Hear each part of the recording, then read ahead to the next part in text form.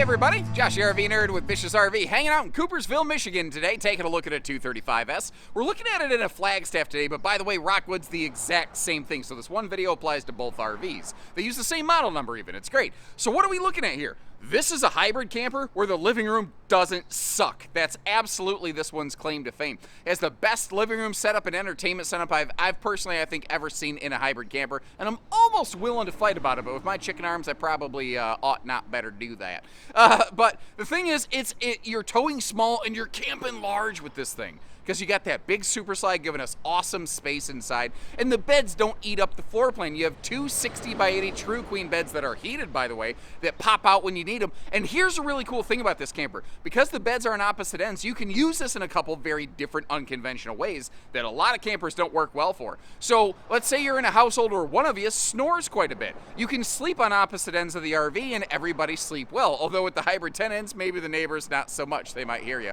But that's more of a them problem than a you problem, right? But also, the fact that you don't have to use both beds. This is an amazing couples model that just has, you can use one of the beds as like a pop-out bonus bed when you want to. Like, let's say you're pulling into a rest stop overnight. You can drop the rear bed down. You could take a nap back there because sticking stuff out the backside of the RV isn't going to screw up traveling access or anything like that. There's so many different things that this one RV does well. And what's awesome is despite the fact that it has a crazy good entertainment center, the kitchen rocks. And it's got one of the best outside kitchens I've ever seen on a hybrid. This camper's great. All right, so I gotta get going because there's a lot to cover in a small amount of space in here. That's kind of what Rockwood and Flagstaff do. They find a way to always say and instead of or. Let me start working my way from the top down so I don't actually miss stuff. First of all, right by the door, where it's easy to access, a master control panel. But they give you a choice. If you prefer just to be switchalicious with this thing, you could do that. And you see that they have a serious lighting package. By the way, all of these lights can be individually turned off or on as well, which is really nice. Like if you're trying to really not use a lot of battery power if you're off-grid. And this camper actually comes with some pretty decent off-grid features. We'll talk about that more. But if you want to Bluetooth to this thing with the LCI One control app, you can do that too. And speaking of doing things wirelessly, this RV does come equipped with a Wi-Fi Ranger. If you don't know what that is, basically, for lack of a better way to say it in more layman's terms, the RV has a built-in router, which is kind of nice. Ooh, I like that little radius edge on that cabinet that sticks out there too, so you're not gouging yourself with this thing. The air conditioner in this is centralized and dual ducted, which is not something you very often find in a lot of hybrid campers. And this RV has a laminated roof, laminated walls, but it does not have a laminated floor. They want to make sure you don't develop any soft spots in high traffic areas on your floor. So it's still a laminated frame floor, but it is actually a 5/8 tongue groove plywood floor deck. And you might notice they're not using heat vents. And I'd love you guys to chime in on this one. I'm going to withhold my personal opinion. I've been doing that too much lately, sharing too much of what I think. I want to point out what this has. It has a carpeted slide and a little strip of carpet in front of the slide because the way this slide is engineered, it actually does need to glide across that little carpet strip so it doesn't dig up the floor. That's why they haven't just peeled the carpeting out of it. So I want to ask you, are you team carpet to keep my feet warm? Are you team no carpet to make for easy cleaning? Leave me a comment and let me know there. Now, whereas a lot of Rockwood and Flagstaff products give you some different options in terms of interior decors, the Shamrocks and the Roos, what you see is what you get. I hope you like what you're looking at over here. Now, above the sofa, they're still giving us storage space that a lot of brands have dropped out, and that's all pocket screwed, by the way. So, you know, it's stuff that's made to hold up. You've got these handy little reading lights. You can just tap them on there, but they also, if you notice, do have their own little USB power plugs on those as well. And you have a couple different options in terms of the sofa here. We're going to see this open in a few minutes. What we're looking at here is actually the optional tri-fold sleeper sofa. Standard would be a jackknife with maximum storage below. There's also a theater seat option, which I could see some people actually really liking since you are just straight across from that big old Jumbotron up there. And that's one of the things I was saying on this model. This has, I think, the best entertainment center I've ever seen on a hybrid camper, ever in the history of ever. And, you know, if you're hybrid camping, I think a lot of times you're spending time outdoors, and especially with the awesome awning space and the big camp kitchen that we're going to see on this one, the outside of this rocks your socks off. But if you're going to be stuck inside on a rainy day, or if you're taking a longer trip, sometimes it is nice to have a little place to park out and chill out. You got the extra little, cargo hangers, the little duffel bag racks or whatever you want to call them. Sometimes I've called those a baby hammock, but I'm not sure I should keep doing that because somebody actually sent me a picture where they put their baby up on one of those. Now, I'm not worried about a baby falling out of that, but I don't want people thinking you can actually use that as a baby hammock because there's nothing to keep your baby from falling out of that bed. I want to keep your baby safe, baby. 60 by 80 True Queen beds, and you might notice they're actually heated mattresses, which is kind of cool. You don't have to have a separate heat blanket on it. Because even though you have a laminated bed end below you, helping act like a thermal barrier, there's not as much insulation below you, and there's effectively nothing but a fancy composite sheet all around you. So it's not like, you're in a fully enclosed hard-sided camper. Also, if you're a light sleeper, you might not enjoy a hybrid camping experience just because you can hear when nature calls out there. Now, this is really cool. So some USB plugs by the bed, that's very handy. But that household outlet, if you look at a lot of the plugs in this camper, that sticker right there says inverter circuit, and then that gray switch is actually the inverter remote. This RV comes with a 1,000-watt inverter that very few travel trailers seem to feature. And what that's going to let you do is any of those inverter, looped outlets, those things can be powered off of your battery. Now, understand when you do that, you are taxing the battery fairly heavily to be able to provide that power. But at least they're giving you that opportunity. So, like, let's say, you're a CPAP user, or you made like an overnight sleep stop or something like that, and, you want to fire up the coffee maker. There's going to be outlets in this RV that allow you to do that.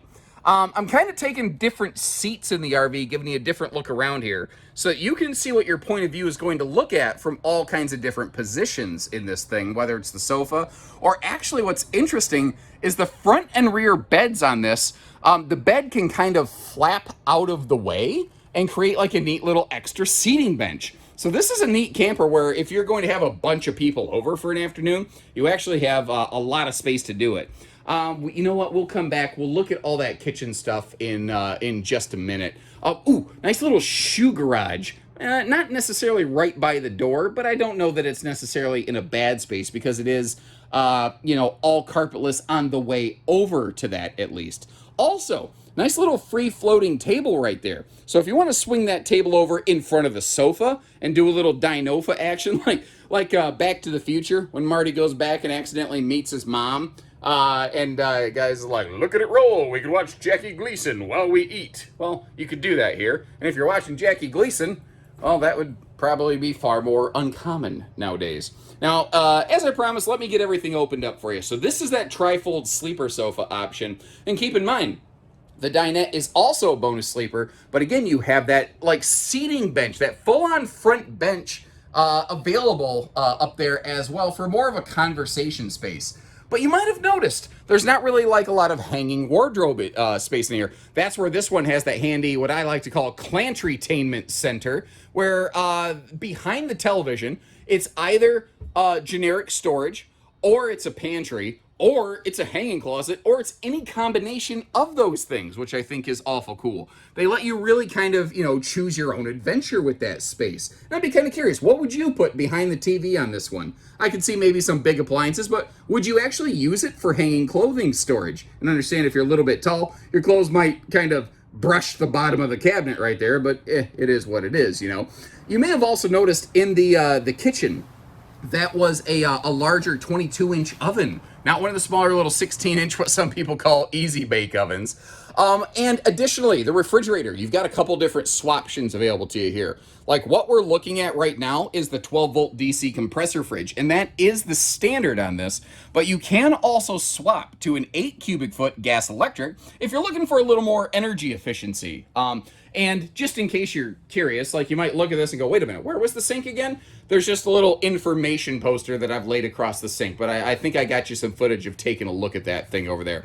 And additionally, did you notice how this pantry over here, that can also convert into a hanging closet? Or you could do like lower storage with upper hanging. You could kind of, finagle it any different way that you please. Now, a cool thing that Rockstaff, as I'm going to call him here, does, anything that they build in-house that is load-bearing, whether it's the structure of the RV or the furniture, it's all a welded aluminum cage. So it's actually aluminum cage work under that dinette, which I think is pretty cool.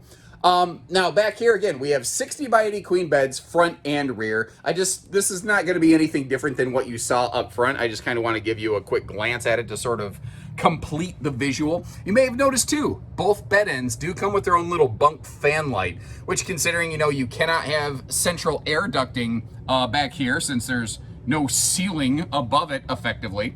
That is a handy thing to help keep that air flowing back there. Now, another nice thing, this RV doesn't have one big pass-through.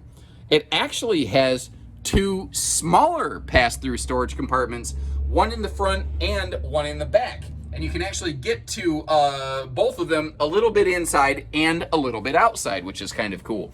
Now, something that's not as obvious right here, because I often forget to pull the shade down, is that this isn't just a full viewing window that's shade ready. They do actually install the shade right there. And if you wanted us to, we could flip that around and upside down so that it opens from the bottom up to give you a little bit more, like, you can maintain privacy while still being able to peek over the top and, you know, see who's knocking at your door, basically. Sorry, I was kind of laughing because as I was backing up here, I didn't realize I was quite this close to the bed, and I just about went backside over tea kettle.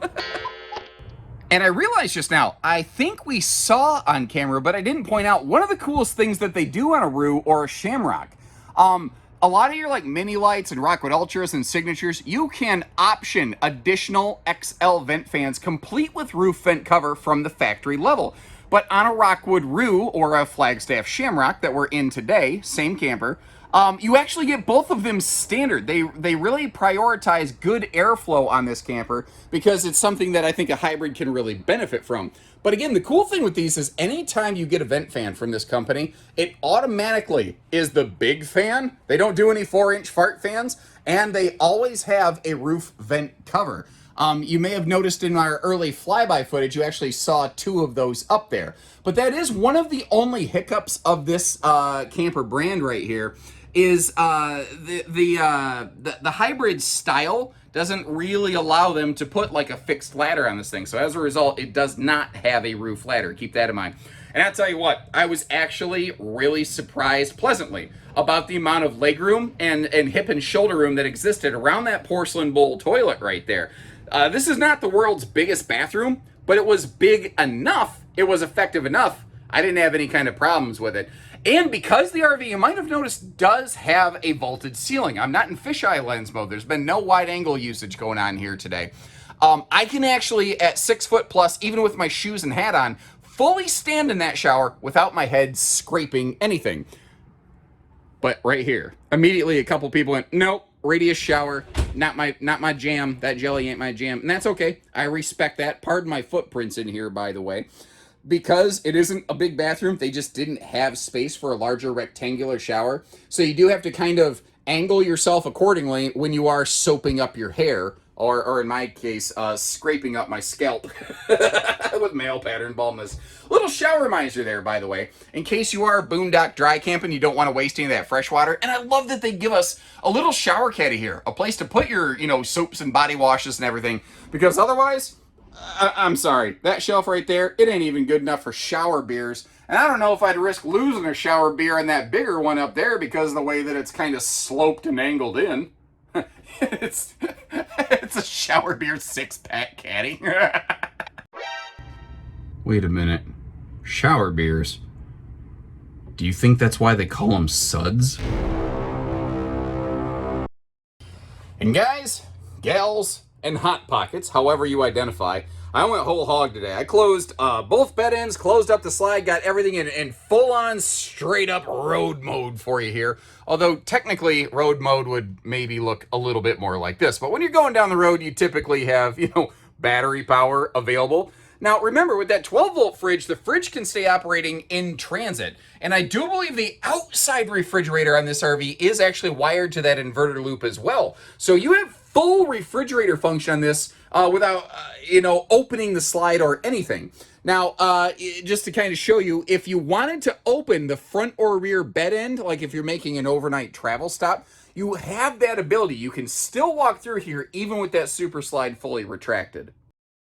And flipping around the other way, I thought, hey, why not take a second to actually show that shade that I talked about? Because we're watching a video. I figure you would like to actually see things.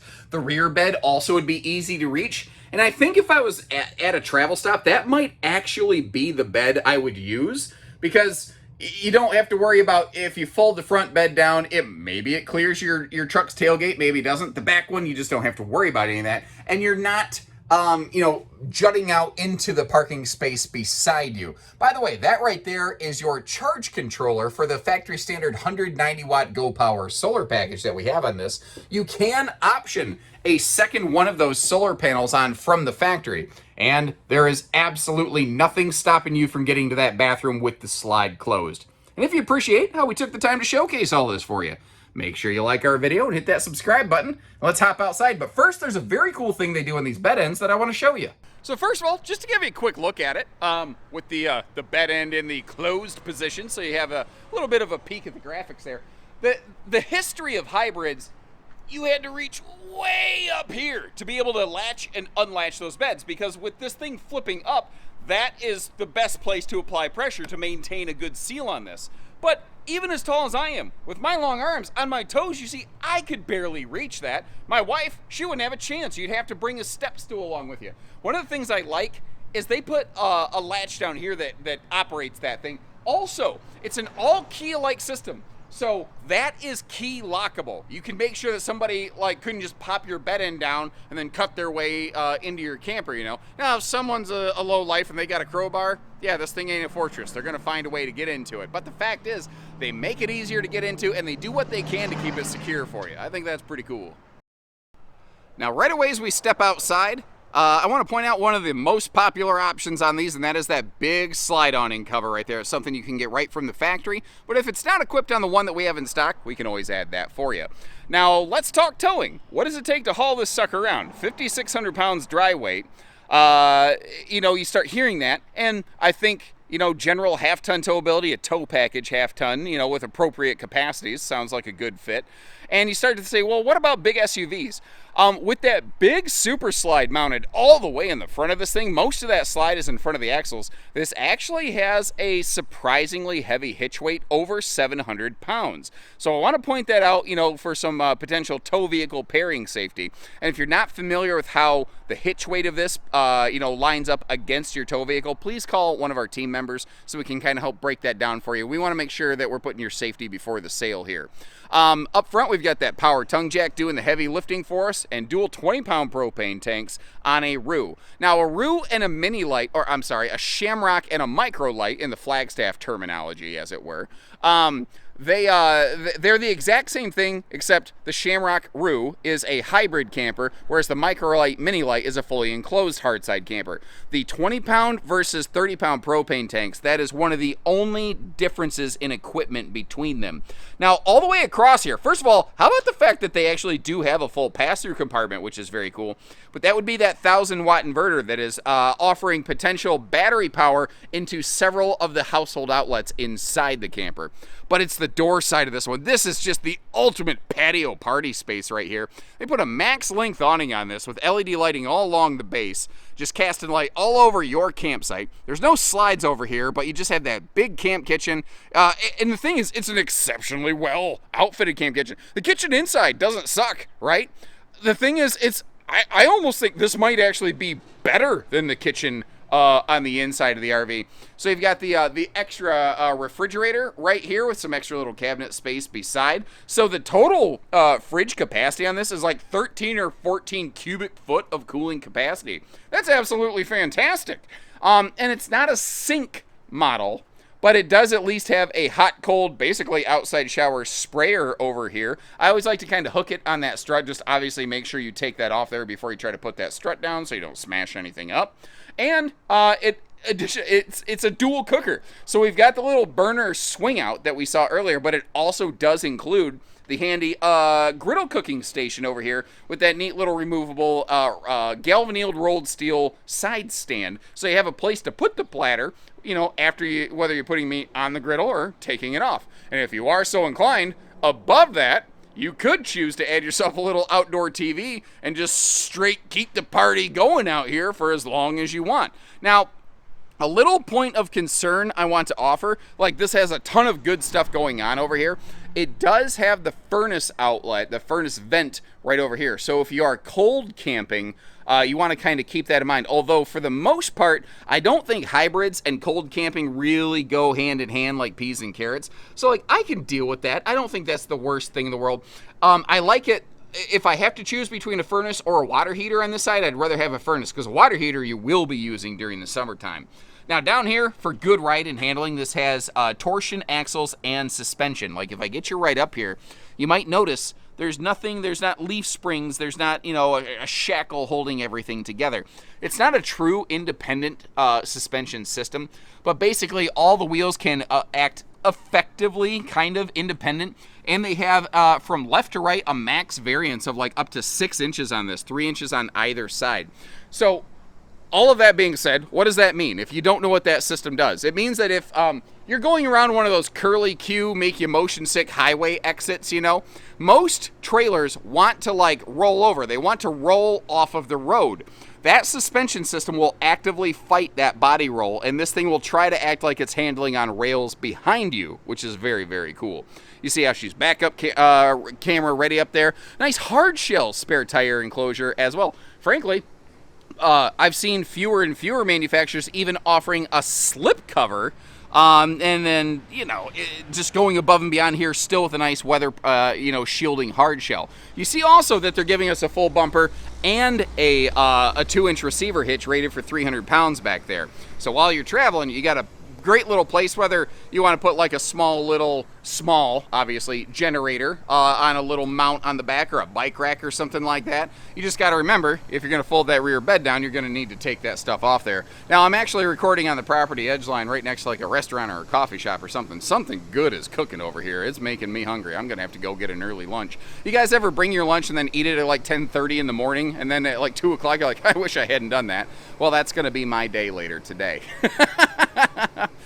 Single sewer outlet on this one is also a really nice feature. And this isn't made for any kind of like specific off-road, off-pavement camping, but I do like how that is up high enough off the ground. I don't think you got to worry about that getting ripped off by anything. One other quick note, we call this stuff canvas or tent end material or whatever. It's technically none of that. It's called Duratech. It's a 5-layer composite. The material itself is waterproof, but what I like about it is it's a sectionalized panel. So let's say unmonitored neighbor kid Johnny, anyone who's ever camped at a campground, there's always one of them, right? There's always one Johnny running around, or a dog running around completely like nobody knows who this dog belongs to, but it loves to come up and see if it can eat your food off your picnic table.